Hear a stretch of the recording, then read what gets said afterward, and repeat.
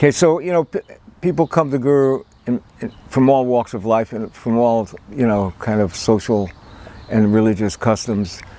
But it's not about the outer connection so much as it is the inner connection. If you feel, because the real Guru is the inner Guru. So the outer Guru is hard to understand sometimes, and especially in the West, back then in the early 70s, there was some gurus coming, in Eastern music, and so people wanted to kind of understand what it was, like even the scriptures, the Upanishads, the Vedas, the Mahabharata, Bhagavad Gita. We didn't know anything about that. But when you start, if you're receptive, then you feel it because it comes from a higher source, and any true religion or true spiritual master you'll feel from that higher source and not necessarily understand it outwardly. So at first I didn't understand much and I had a little fear, but in May of that year when I first became a disciple, I had a motorcycle and I had to ride it home about 100 kilometers, about 61 miles, something like that, on a major highway to get to my parents' house for the summer.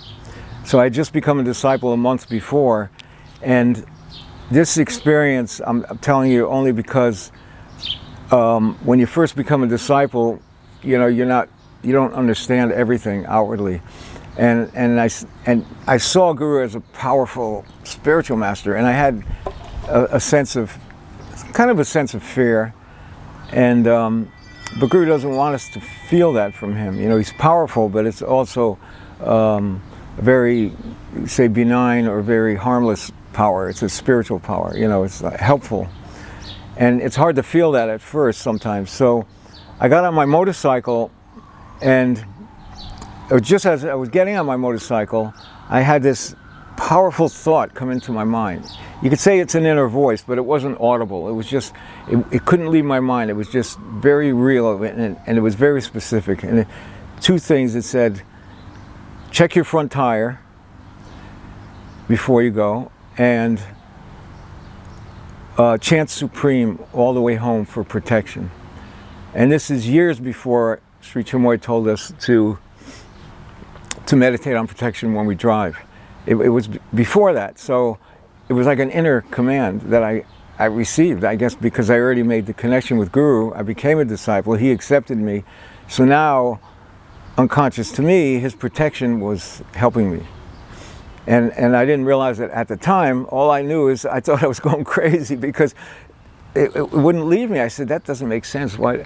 So I checked my front tire and I checked the whole bike, and I went on the highways on the right lane very carefully, minimum speed, and I'm going Supreme, Supreme, Supreme.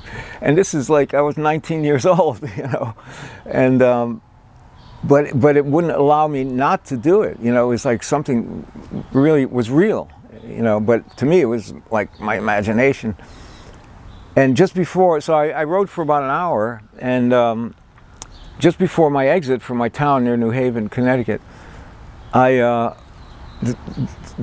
wheel started shaking, the steering wheel, the handlebars, and then it started shaking even more. So I was prepared, and I was going slow enough, and I pulled over to the shoulder, and I was able to jump off, and because I wasn't like going fast in another lane, my life was saved because I was careful, because I was doing what I was told to do inwardly, and I couldn't believe it, and then I was fine. The bike was fine because we had slowed down in time.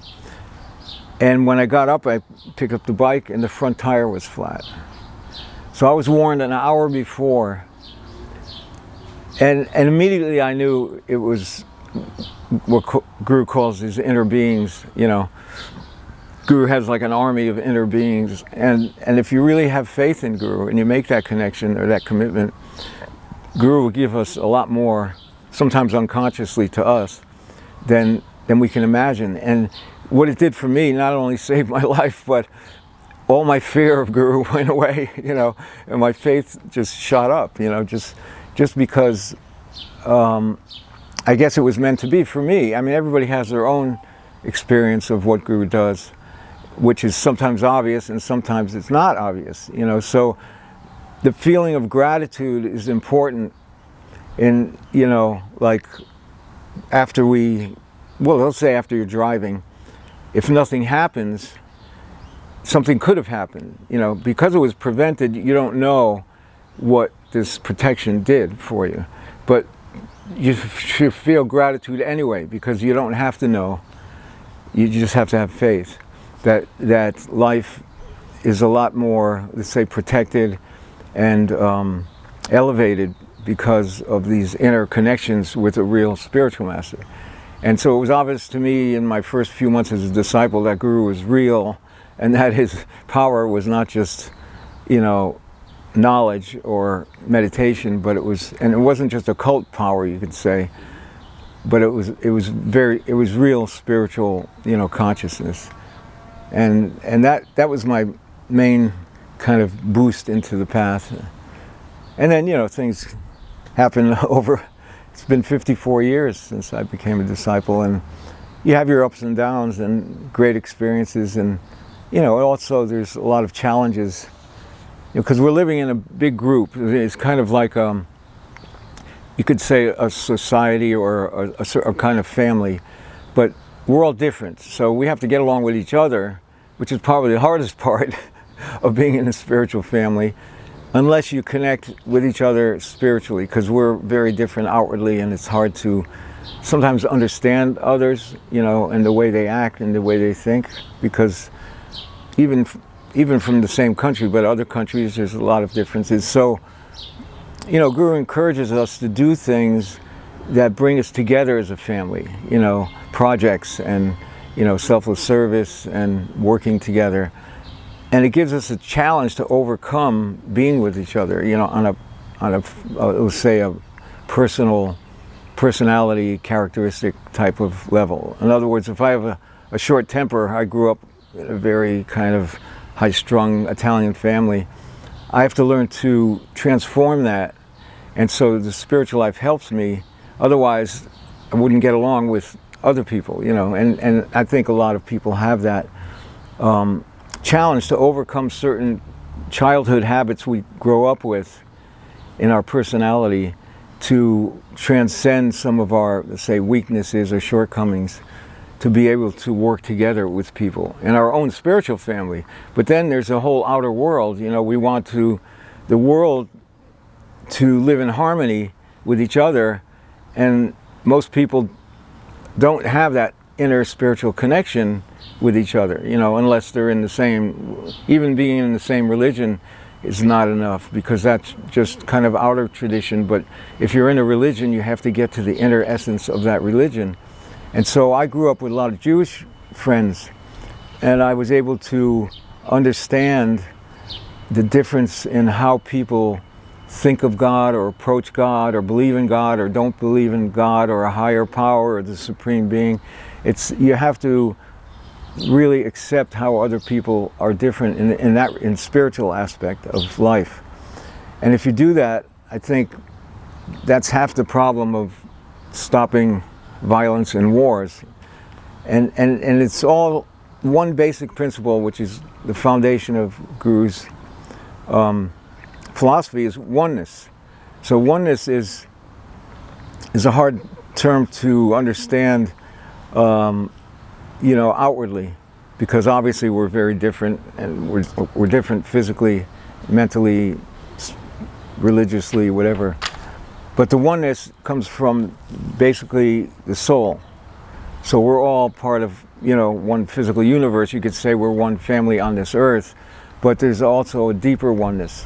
And when I teach meditation classes, and people ask me, what's oneness? It's very abstract. It's very kind of hard to understand. I said, well, a simple example is, if you look at your hand, and you have, you know, a little skinny finger here, it's weak. A short, fat one is very strong. A tall one here, and so you have 5 different, very different kind of fingers, all on one hand. And if they started criticizing each other and say, "Oh, you're short and fat, and you're small and skinny, and you're weak, and you're too tall," you know, they wouldn't work together and create beautiful things like the hands do.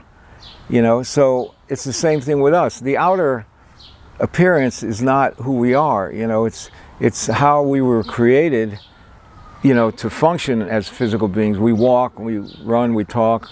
You know, some people can't run, some people are tall, some people are skinny, some people are fat, some people, you know, short. And you have to realize that oneness is a aspect of a higher reality. And it comes through our body, it comes through everything, but we really feel it in the heart. So we meditate on the heart and not on the mind. So in meditation, you're trying to get rid of thoughts on the mind, not in a practical sense, but just for this experience of meditation, you try to clear the mind, give it a break, and try to feel something deeper inside that we are. We're not just physical beings, we're, you could say, spiritual beings with a physical body. And so that physical body is here to become conscious of the spiritual aspect and also manifest it on earth. And Sri Chinmoy's path is very keen, or a very important aspect is the manifestation of our spiritual progress.